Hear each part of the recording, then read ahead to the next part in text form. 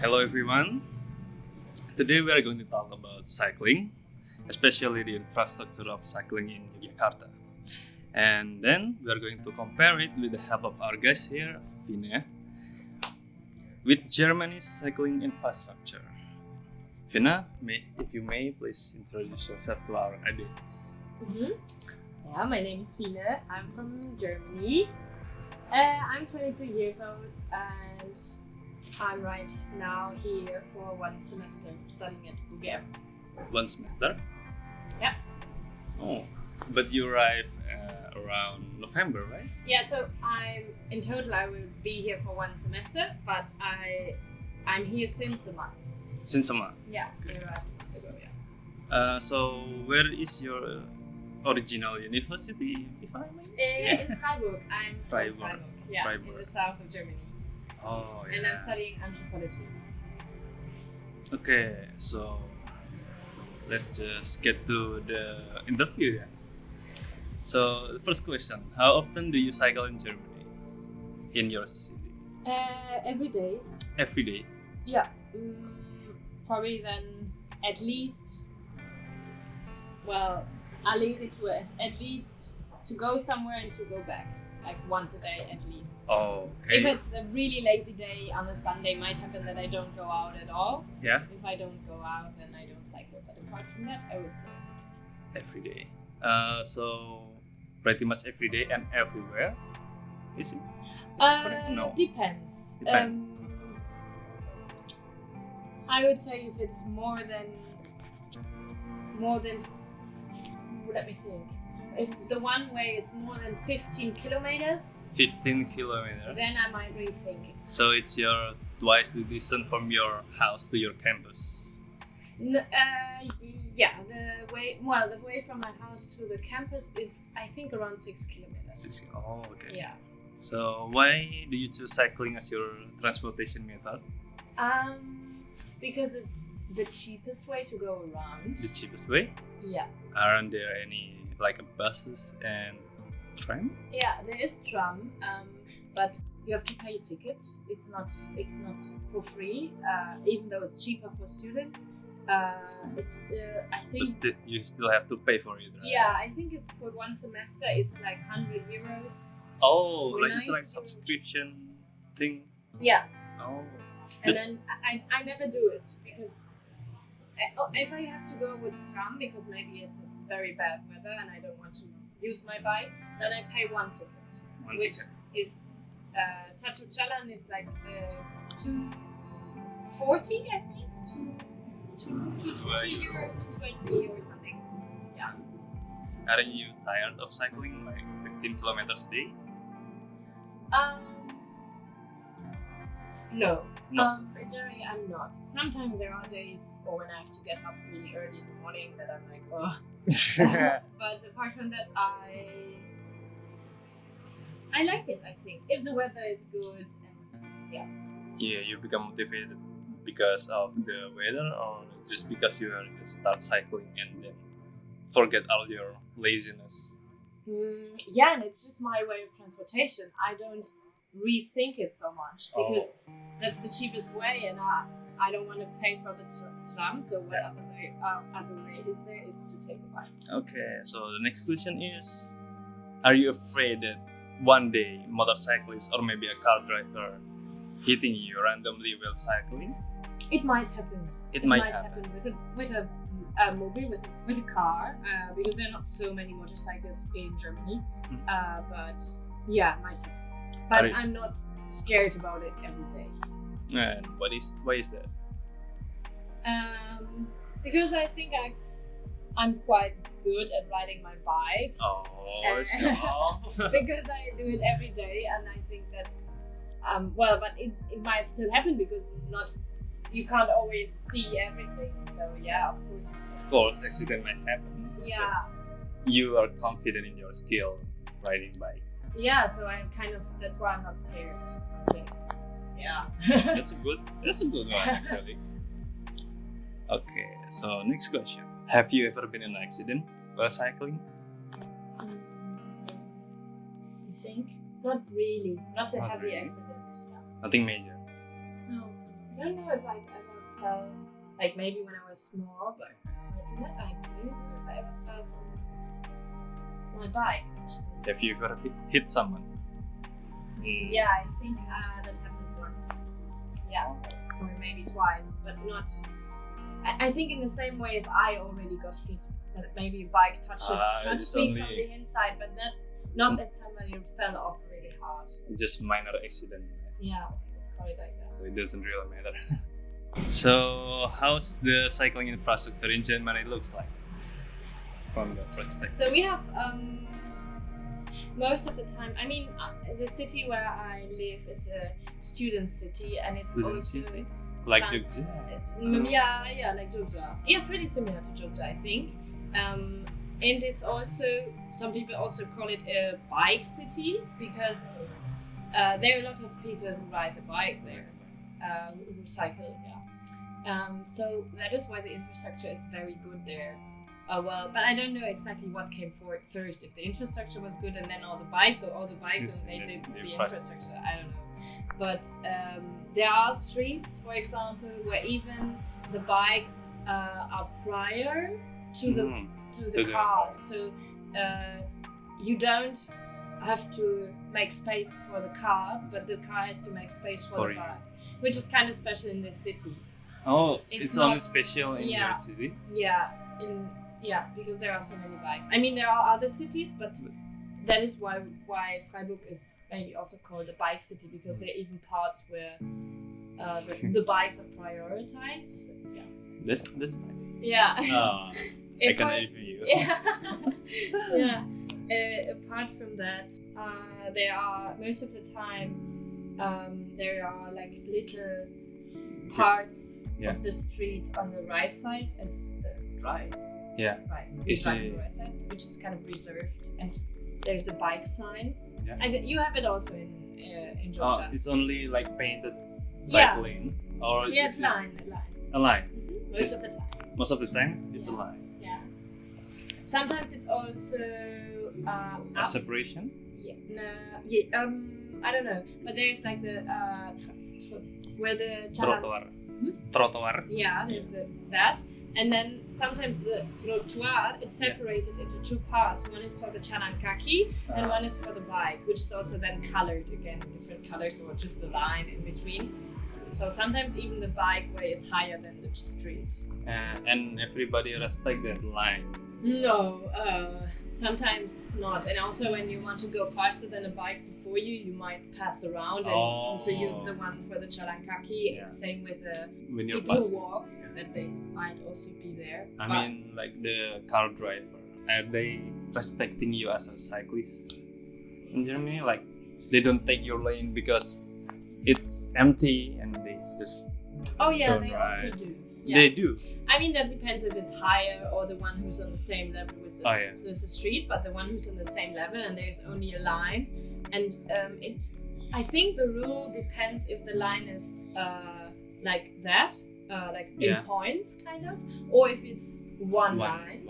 And if it's like in points, then the cars are really also allowed to use that point. So, but if not, I think they're not allowed to use it. They still might cross it.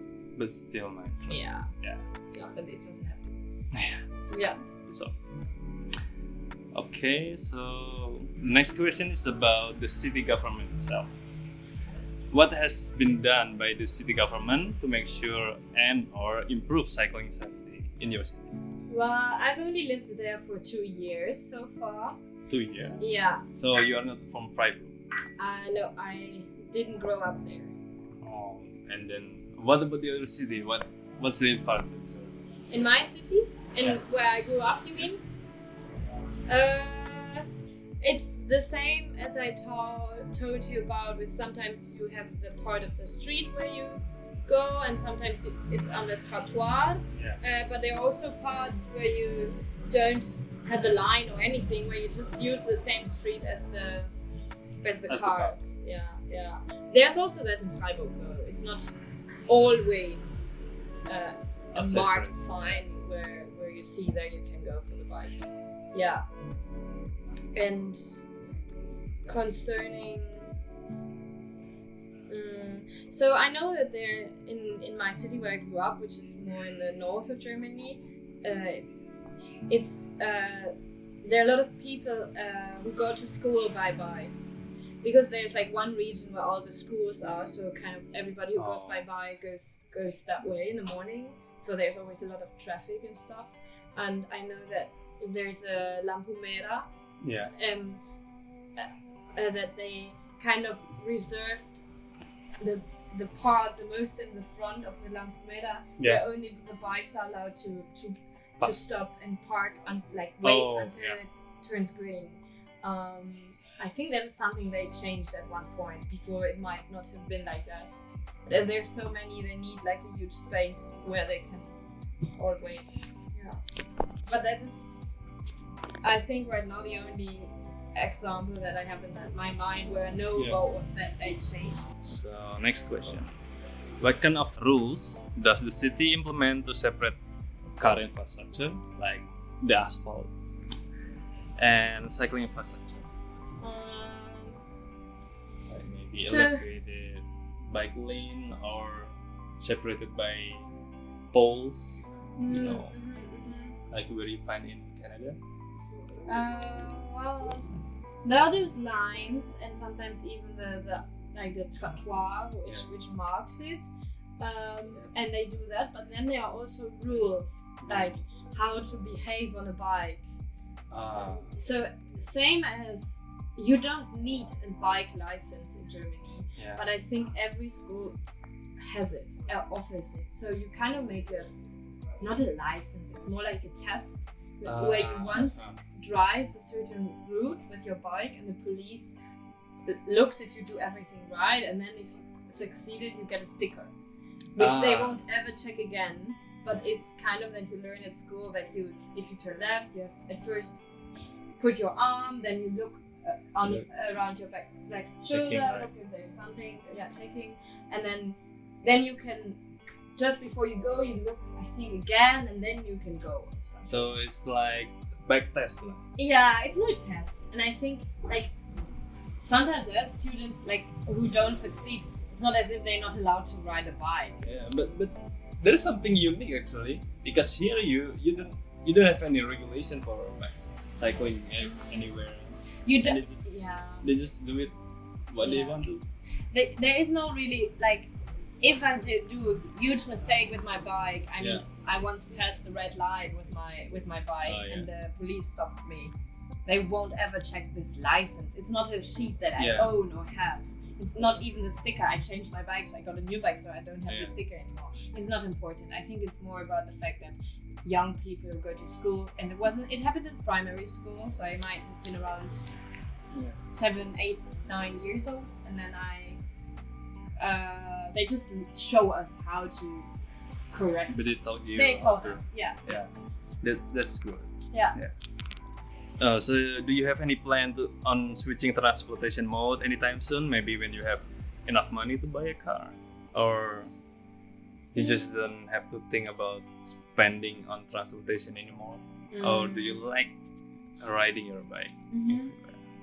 I think I like riding my bike. I also enjoy this getting used to this transportation, because it's also something that is important for me concerning the environment, because I know that it's better than riding the sepeda motor or the mobile, the car.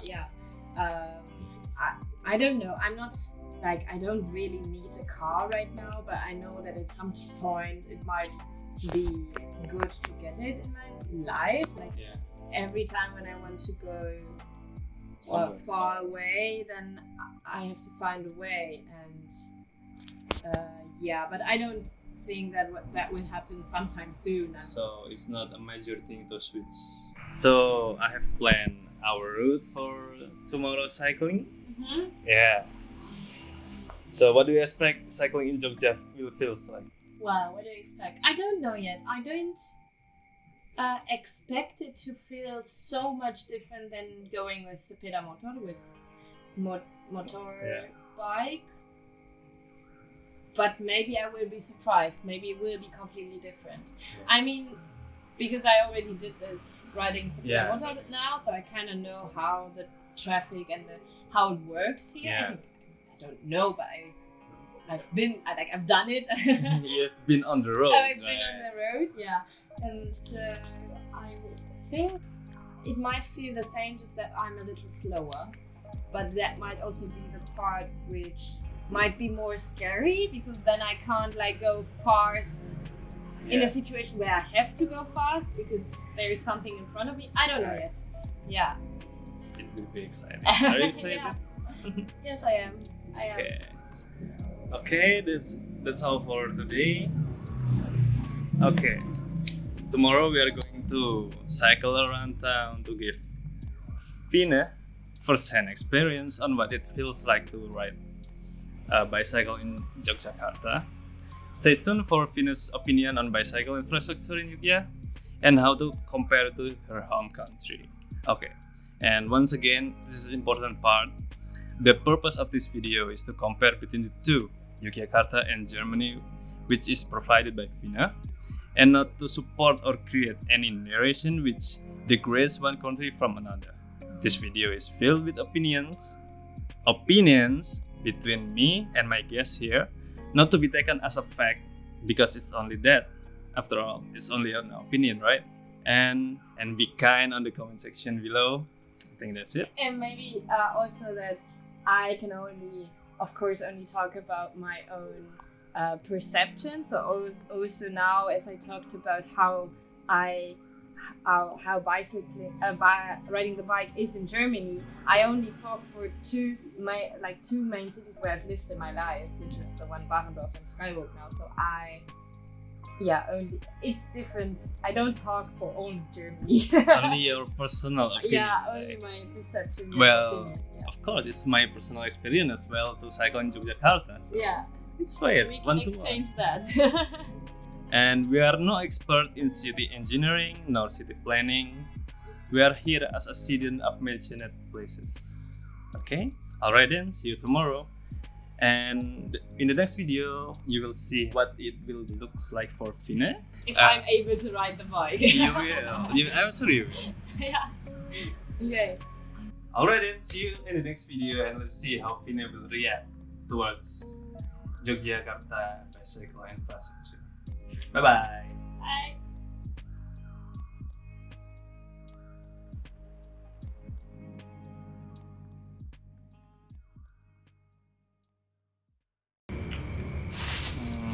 Wow. Of course. I love it. Mm-hmm.